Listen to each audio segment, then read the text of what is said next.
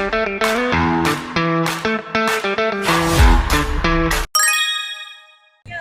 guys, hari ini kita mau main go-kart. Nanti lihat ya keseruannya apa. Ini bakal agak lama sih videonya, jadi nonton aja sampai habis. Oke, kita lihat ya. Dah.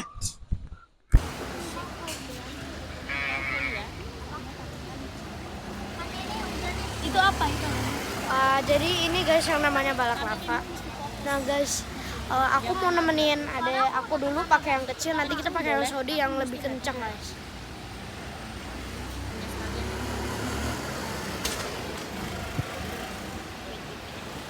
Kak, udah sini Kak? Helm sama itu ya? Oke, ini kita udah mulai. Nah, ini kita temenin adek saya dulu untuk pakai kadet. Nah, ini kita bareng di depan. Kita mau rolling dulu buat ngelihat racing lainnya. Nah, ini kita lihat-lihat ya gimana tracknya. By the way, kita pakai track yang Jakarta Track. Nah, Jakarta Track sama Course Track apa bedanya? Di Jakarta Track itu lebih panjang daripada yang biasanya. Jadinya sampai ujung dan punya 14 corner dan panjangnya sampai 314 meter. Nah, ini kalau yang mau naik go-kart di sini atau ikut akademi di sini bisa langsung lihat di Go-Kart Avenue Lebak Bulus yang dekat MRT. Nah, ini dia kita naik go-kart. Nah, ini kita mau persiapan pakai Sodi, jadi kita lihat-lihat dulu bannya masih aman atau enggak. Nah, ini kita pakai nomor 16 ya. Nah, ini tracknya by the way lagi basah. Nanti kita juga mainnya waktu hujan. Nah, kita lihat ya ini gimana go-kartnya, ada kerusakan atau kayak gimana. Kita lihat lagi. Nah, ini kita mulai nyalain lagi. Kita coba-coba, ternyata go-kart aku ada trouble, nggak bisa dinyalain. Nah, habis ini kita mau ganti go-kart. Kita lihat go-kartnya kayak gimana dan ability-nya bedanya apa. Kita lihat ya, yuk. Nah, ini kita mulai pindah go-kart lagi. Nah, kita coba lihat ya go-kartnya ada trouble atau enggak. Nah, ini kita mumpung lagi buru-buru, aku nanti mau kasih tahu time yang aku dapat paling bagus sekarang. Nah, ini kita lagi nyalain go-kartnya. Nah, ini udah bisa. Kita lihat ya kita mainnya kayak gimana.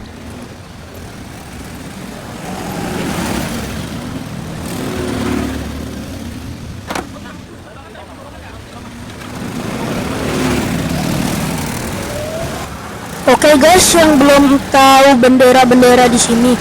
Di sini ada banyak bendera. Ada hitam, ada merah, ada kuning, sama garis start sama finish. Kalau kuning kita harus melambat, kalau merah bisa aja kita diskualifikasi, kalau hitam sama kayak merah. Tapi yang belum tahu yang buat start itu buat start juga. Nah, itu buat finish juga, yang buat merah sama hitam sama putih itu buat start sama finish yang udah.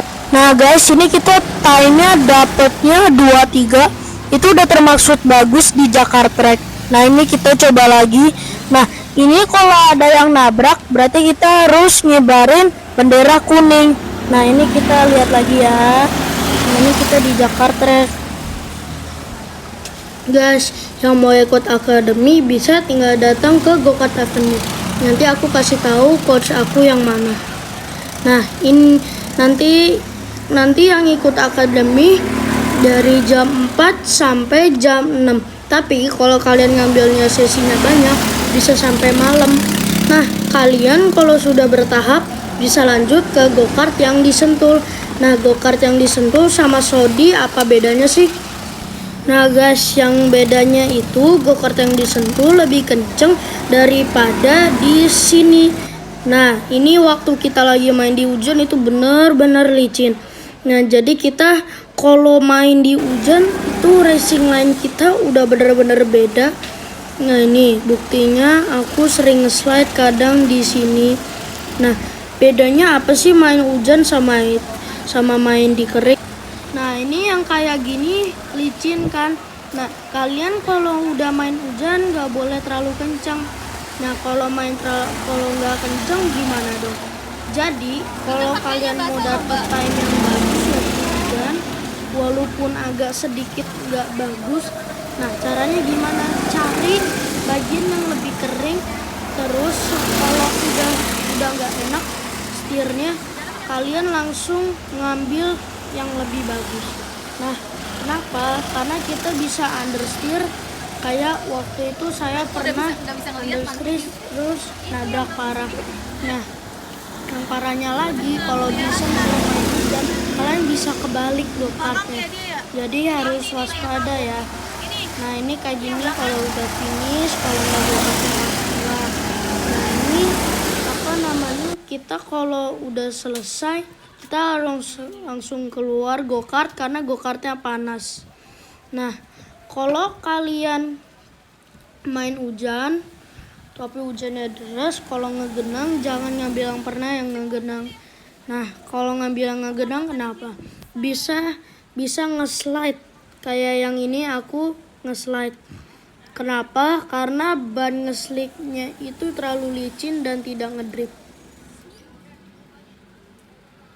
Oke guys, tadi yang kalian lihat itu aku. Jadi aku itu sempat sliding karena aku lagi iseng aja guys. Nah, kalau lagi hujan solusinya gimana? Nah, kalau udah kering sama hujan itu racing line sama yang lainnya itu udah beda total. Jadi cara ngatasinnya itu semisalnya kalian go-kart nih kayak gini hujan, terus tiba-tiba hujan deras.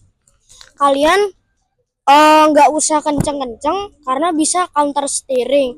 Nah, kalau counter steering kita itu ngedrift yang bisa jadi terjadi kecelakaan. Nah, solusinya kayak gimana? Nah, kalau ada genangan terus sebelahnya kering ya. Kalau sebelahnya kering, lewatin yang kering. Walaupun racing line-nya di sebelah bener yang sebelahnya tapi ada genangan, tapi lewatin yang kering saja. Karena tapi nggak bisa sekencang waktu kita udah benar-benar kering semuanya. Jadi posisinya itu harus dipelanin go-kartnya sedikit. Jadi kalian kalau mau ngerem itu udah berubah total. Kalau hujan, ngeremnya nggak boleh terlalu kencang karena bisa mengakibatkan bisa nge-slide, bisa menabrak. Dan tadi kan saya sempat nge-slide di situ. Nah, jadi kalian solusinya kalau nggak mau nge-slide di situ, sebenarnya beloknya nggak usah digas ya, tinggal lepas gas rem itu aja. Tapi kalau kebutuhannya lagi perlu, langsung rem aja. Nah, kita kalau lagi hujan nggak boleh remnya sekencang mungkin kayak waktu kering. Kenapa? Karena kita bisa nge-slide. Kayak tadi aku di situ nggak bisa ngerem karena ngeremnya mendadak. Nah, kalian juga kalau belok jangan terlalu patah karena bisa nge-slide juga. Kalian kalau tanya-tanya kayak kan racing line harus bener, harus gini. Nah, sebenarnya waktu hujan itu udah beda banget racing line-nya. Jadi semisalnya dari kiri ke kiri lagi, kalau kanan ke kanan lagi.